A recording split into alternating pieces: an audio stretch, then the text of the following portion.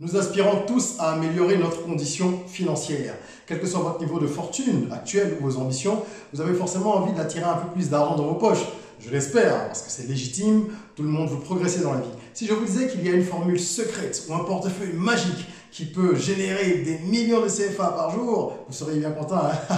Évidemment, ce sont des balivernes et j'espère que vous ne tombez pas dans le piège de ces scammers, de ces escrocs qu'on peut retrouver un peu partout sur Internet. Par contre, il existe bel et bien des façons d'attirer à soi plus d'argent. Aujourd'hui, on va parler de 6 principes qui vous permettent de devenir en quelque sorte un aimant à cash. On en parle tout de suite.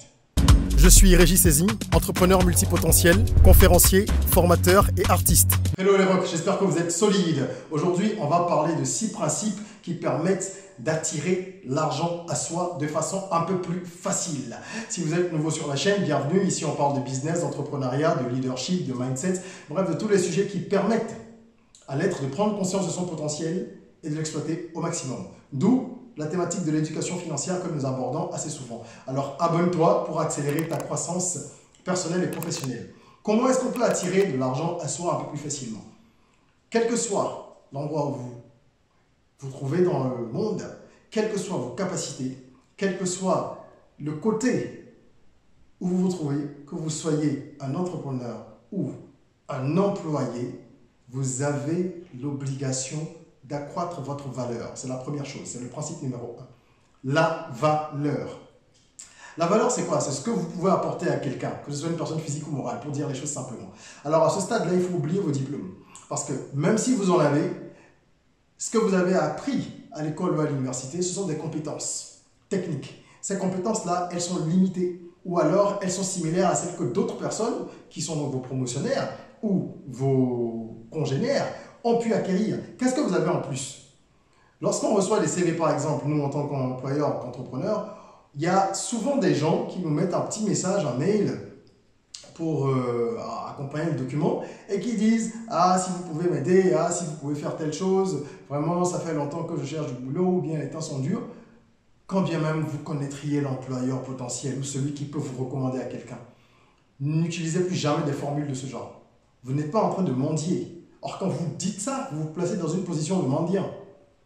Vous devez montrer que vous pouvez apporter quelque chose. Vous pouvez dire par exemple « Ah, bonjour tel, tel, tel, j'espère que vous vous portez bien. J'aurais besoin de votre aide. » Ça, c'est pas encore grave, mais il ne faut pas dire parce que c'est dur, il faut surtout dire « Je pense que je pourrais mettre mes compétences à votre service. Je pense que je pourrais aider une entreprise à faire ci, à augmenter son chiffre d'affaires, à mieux communiquer, à être plus efficace sur les ventes ou autre chose. » Mais mettez en avant ce que vous savez faire. Valorisez-vous. C'est très, très, très, très important. À partir du moment où vous avez compris cela, vous comprenez que les soft skills, donc les compétences comportementales, psychologiques, sont très recherchées aussi. Qu'est-ce que vous avez de plus que les autres? Est-ce que vous avez une bonne capacité d'écoute? Est-ce que vous avez la capacité qu'on recherche souvent en entreprise, qui est donc de résoudre des problèmes aussi? Pas que des conflits, mais des problèmes. Gérer les hommes, montrer la vision, écouter, observer. Est-ce que ça, vous savez faire? Si vous savez faire, mettez-le en valeur et vous verrez que vous gagnerez toujours de l'argent. Il n'y a rien à faire. Il y aura toujours des gens qui auront besoin de vos services. Numéro 2, principe numéro 2, le réseau. Alors, le networking, c'est quelque chose qui est souvent surcoté à mon sens. Les gens pensent qu'avec le réseau, on peut tout faire. Ce n'est pas vrai. Par contre, c'est très utile. Je suis d'accord. Un carnet d'adresses, il est utile lorsqu'il est bien utilisé. Le réseau, le networking, ça commence depuis l'école. Est-ce que vous avez gardé des liens avec certains de vos camarades, certains de vos promotionnaires, que ce soit de l'école primaire, secondaire ou de l'université? Est-ce que vous les voyez de temps en temps? Est-ce que vous prenez des nouvelles? Est-ce que vous appartenez à une association d'anciens élèves? Est-ce que vous appartenez à une association de quartier, tout simplement? Ou est-ce que vous êtes dans un club service? Évidemment, il ne faut pas appartenir à des groupes pour la forme. Il faut être un minimum actif. D'accord? Donc, qu'est-ce que vous faites pour être actif? Est-ce que vous faites du service communautaire? Est-ce que vous allez à des cocktails de networking?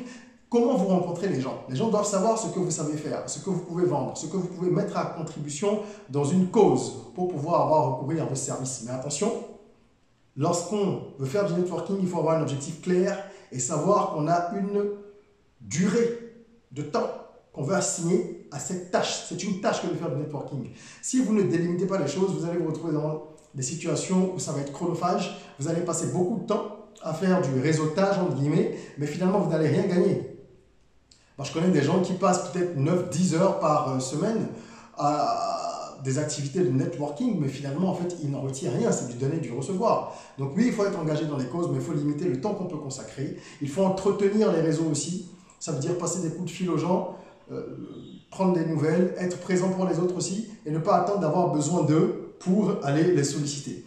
Très important. Mais limiter le temps, sinon ça devient n'importe quoi. Principe numéro 3, se former. Se former, ça veut simplement dire continuer à acquérir des compétences. C'est à vous de définir les compétences que vous devez acquérir. Quels sont les domaines dans lesquels vous devez progresser? Vous connaissez vos défaillances, vous connaissez vos forces et vos faiblesses. Alors, vous devriez lire des livres dans quel domaine? Vous devriez acheter des formations dans quel domaine?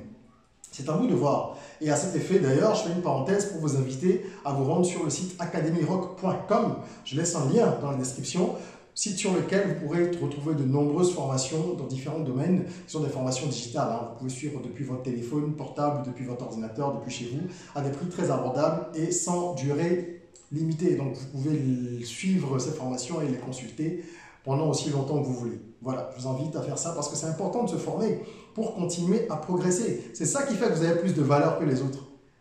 Et que à chaque fois que quelqu'un vous rencontre, peut-être tous les 3-4 mois, vous croisez quelqu'un, il se rend compte que vous progressez. Vous avez une meilleure culture dans tel domaine. Vous avez acquis une nouvelle compétence. On ne se repose pas sur ses acquis, sinon on stagne. C'est très important. Principe numéro 4, apprendre des autres. Ça, c'est fondamental. Apprendre des autres. Ça passe par la lecture, je cite encore la lecture, bien sûr, lire des biographies de personnes connues par exemple, de gens qui ont réalisé des choses importantes dans votre domaine ou dans d'autres domaines.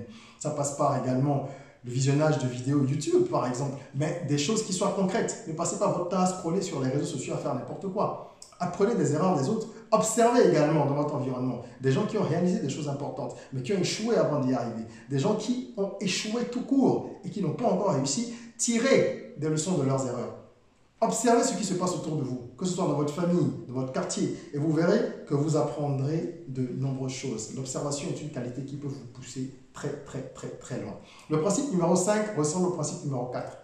Il s'agit d'apprendre de ses erreurs, pas des erreurs des autres, de ses erreurs. Et ça demande une remise en question véritable. On sait que l'autocritique, ça peut être un électrochoc pour beaucoup. Les gens n'aiment pas s'autocritiquer, ils n'aiment pas se remettre en question, ils n'aiment pas s'évaluer. Et tant que vous ne faites pas ça, vous ne pouvez pas avancer. Donc prenez la peine, périodiquement, de faire une pause et de définir ce que vous avez réussi, ce que vous avez échoué. Là, vous avez échoué. Il faut définir tout ça et ça vous permet à ce moment-là de pouvoir évidemment rectifier le tir, tirer les leçons, demander aux autres aussi de vous critiquer.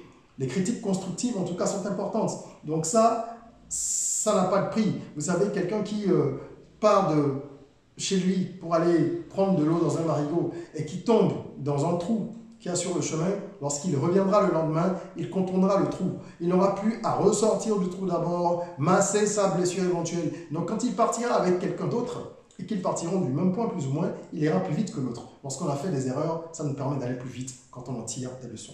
Et pour finir, principe numéro 6, l'anticipation. Je vous invite à anticiper sur les besoins de votre communauté, les besoins de la société. Aujourd'hui, avec l'avènement de l'intelligence artificielle, l'explosion, je dirais même, vous savez, les gens sont très menacés. Les gens, c'est nous tous. Il ne s'agit plus de petites avancées technologiques. Et imaginez ce qui nous attend si on nous dévoile déjà cette technologie-là. C'est qu'il y a beaucoup plus qui est déjà prêt. Tout ce qui est au niveau militaire est beaucoup plus avancé que ce qui est au niveau civil. Donc, dans 1 an, dans 2 ans, on va voir des choses absolument folles. C'est déjà le cas de toute façon. Donc, vos postes sont peut-être menacés. Votre entreprise est menacée. Que vous soyez entrepreneur ou employé, je dis apportez de la valeur. Et pour ça, ça passe aussi par l'anticipation. Anticiper sur les besoins, anticiper sur l'avenir de votre communauté et donc les besoins à venir. Et là, vous proposerez des choses intéressantes, vous saurez comment vous former, vous mettre à niveau, etc.